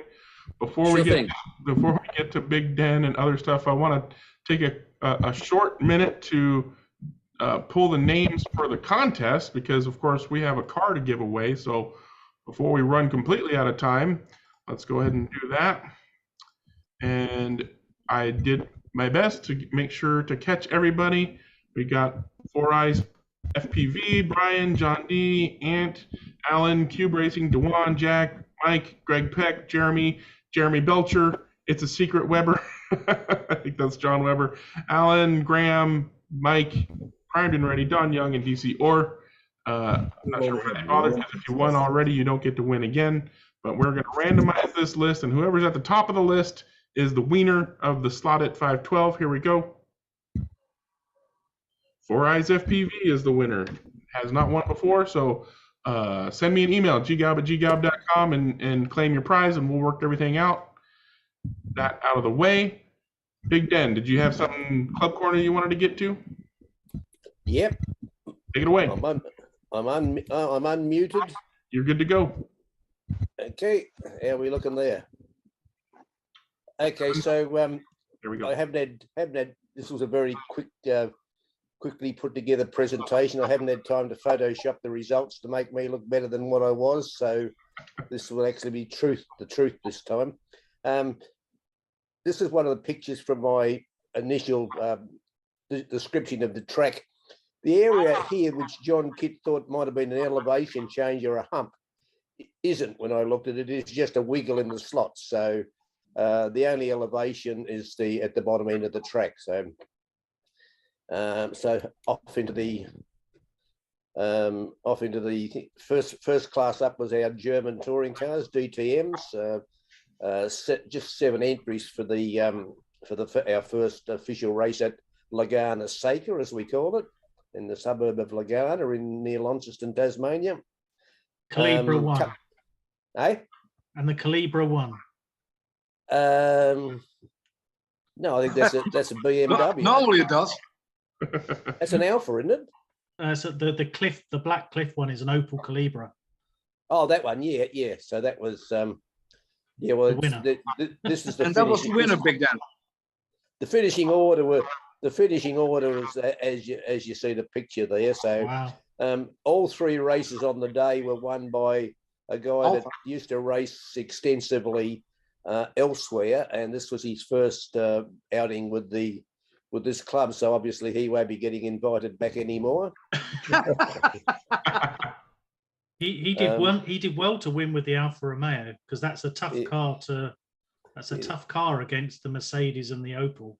Yeah, well, I mean, the Opel's an interesting one. The black one there it's because this chap races with a group at another track who will allow brass plates on the bottom of his chassis. It was interesting to see that the three fairly standard cars, were at the head of the field. So those are slotted. Huh? Sorry, Henry. Those are slotted. Yeah, all slotted, mate. All slotted. Yep. Well, that's just another look. Don't mess with Maurizio's chassis then. Yeah, it's just that this other group that sort of halfway between Launceston and Devonport, which is one of the other main cities in Tasmania. They use a lot of brass chassis built by the track owner. So this was like a bit of a hybrid. So obviously he picked up his car and took it away because he didn't win it. he's missing from that shot. So next there was the results. I didn't shine at all, as you can see there. Next up was our slotted Group C's, and again all slotted cars. So again I'm towards the back of the field in the red and white car there. How come the Audi's allowed in there if it's Group C? Yeah, well, probably because the guy who raced it didn't have anything else on the day. So yeah, so I mean, yeah, we don't sort of race for sheep stations, even though we are in Australia. But you know, yeah. That's very very gracious. Yeah. And another look at that. Yeah, so maybe he bought more Group C's than what he bought. You know, LMPs or something. Yeah, he bought more LMP cars than what he bought Group C's. So again, the results there, I did get an extra lap, but it didn't move me very far up the. Dennis, how many minutes is it taking to get these 26, 27 lap scores? They're all 3-minute heats, Lane. Okay. Yep. So moving on to our last class, which was LMPs, and these are predominantly Revo slots. The Lola in the middle there is a slotted, and the one at the back is a Spirit, which is, you know, formerly a car of mine, which the chap usually beats me with, much to my disgust, after having sold it to him. And just another look at that. And this is the one you've all been waiting for, you know, where I'm a little bit further up the chart. In fact, I actually ran second by a matter of a few feet. It's just that the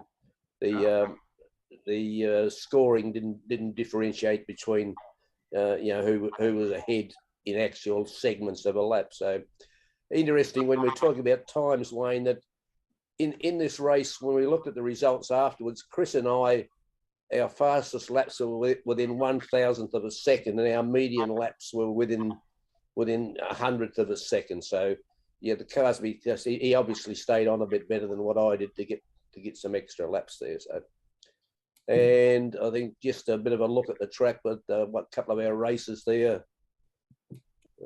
And oh yeah, here's another. This is where I was up at the hairpin at the end of the opening straight. Again, for John Kitt's benefit, this isn't an elevation change, and I didn't realise till when I went over and marshalled on that side that these are actually just wiggles in the track, and they're quite good actually, because it gets the back of your car out to line you up for the next little straight. So. Well, that's really quite something, because from the pictures you had before, it looked like it was an elevation change. Yeah, exactly. And until I went and checked it out, yeah, it was only my second visit to the track Saturday a week ago, so I wasn't quite sure of that myself. I had to go and look. So the track can be, we said 7 there, the track is, the layout is such that it can be marshalled fairly efficiently with 4 people and 3 racing. So that was, yeah, we can still have a hand just here. So I'll stop the share and see if we can squeeze somebody else in. All right. Thanks, Big Den. Jim, you got some time left. Let me unmute myself. Just something really quick. Oh, why didn't that show up? Give me just 1 second here and I will find this.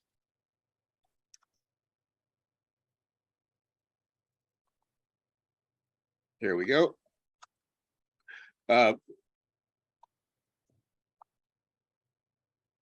I've signed a new racetrack. So as my race promoter hat, we're going to start racing at Fast Tracks Hobbies in Sacramento this month. We're going to be practicing every Saturday for a 2.5-hour stretch.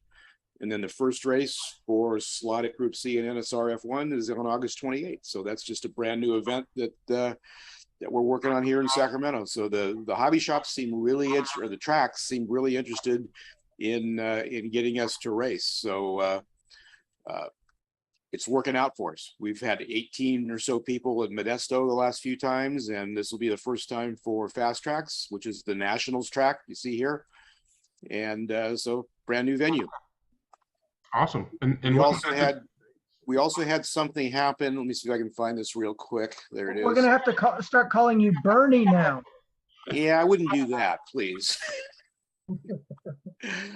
Now, I realize there's issues going on here, and these are not accurate, but I've never seen this. The last race at Motown, we had a tie down on the computer wise anyway, for TQ down to 1/10 millionth of a second. That's crazy. So there's issues with these computers. They're older computers, so it probably isn't accurate. but it came up on the computer as a tie down to 1/10,000,000th of a second. Well, that's what happens when you're only caching in 64K. Well, that's true. That's true. But it was interesting nonetheless. So that was our last race at Motown. Nice. And that Fast Track Hobbies, wasn't that the one that was primarily glued track, and he had to agree to clean the No, track? it's still, they're still both glued tracks, and we're working to race around it because the price of naphtha now, let alone illegal in California, it costs him quite a gallon or so of naphtha to clean the track for 15 people to race. So we're going to be working around the glue, and we've done it. It's not easy, but we've done it. So what do you do? Just clean your tires more often, or a little harder tire? On the Formula One cars, I've run narrower tires. A little taller tires seems to work a little bit good, work pretty well on these. So, just it's basic setup. So why don't you just do what they do in the UK and cover it in Ninko track? Yeah, we could do that, and we could go digital. So anyway, that's some new stuff coming up. And Dennis, I'll see you next week. All right, thanks, Jim. And Darren, you got your hand up. What would you like to share last minute? Yeah, there was just a couple of comments in the chat. So I just thought, just to finish up, if I can just have 1 minute of your time, go for it. I'll just share my screen. I think it will just give you a little bit of a kick with Disca, if that's okay. Yeah. Okay, so can you see that? Not yet. You gotta hit share, choose the thing you're sharing, and then hit share one more time at the bottom of that window. So share screen, share that, and share. Share. Not share the singer. Oh. No. And for some reason, it's not coming in. Okay, hold on. Third time's a charm. So share, and I want to share this one, and then share. There we go. Okay, volume's up, please.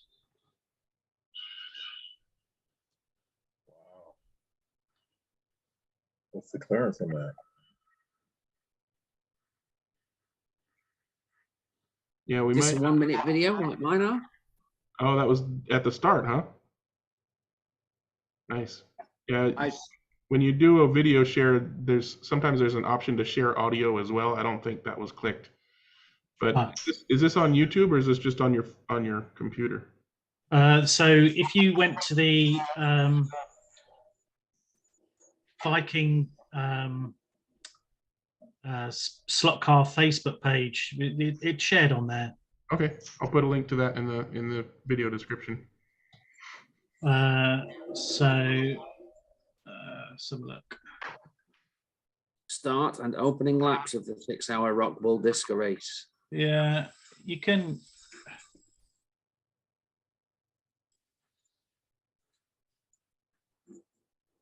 So just search for Viking Scalextric Club. There we go. Yeah, Viking Scalextrics Club. That's us, and some nice race reports. Our Slotted Group C opener this month. There's that video there. Yeah, put the link to that Facebook page in the chat, and I'll make sure to put it in the video description on YouTube. Yeah, Aaron, have you got a new track down there? This one was installed summer last year, so that's our track layout. So it's about 90 feet, 6 lane. Very technical. When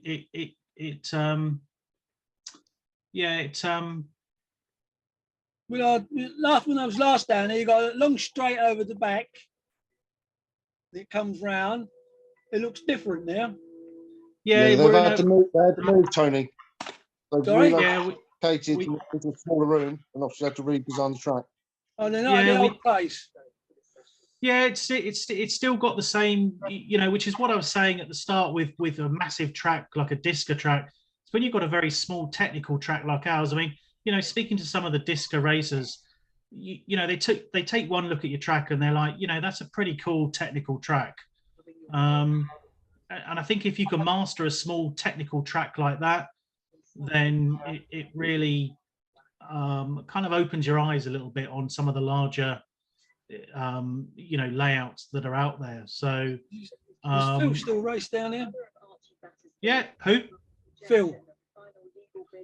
He's taken some time out for personal reasons, but yeah, there's still guys that have been racing for 25 years. They're still there, and yeah, it's going strong. So When you see him, say hi from Tony.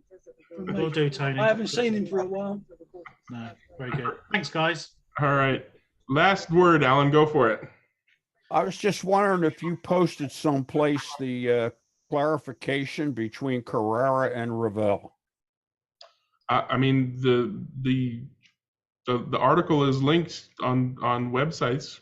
It's on. Okay, I'll go ahead and do a search on that. Yeah. Thank you. Yep. That was a whole interesting story that you can look up on your own. I'm going to hit the stop button. We can continue talking about that, of course. But for now, everybody wave bye. I'm going to hit stop. Here we go. 3, 2, 1.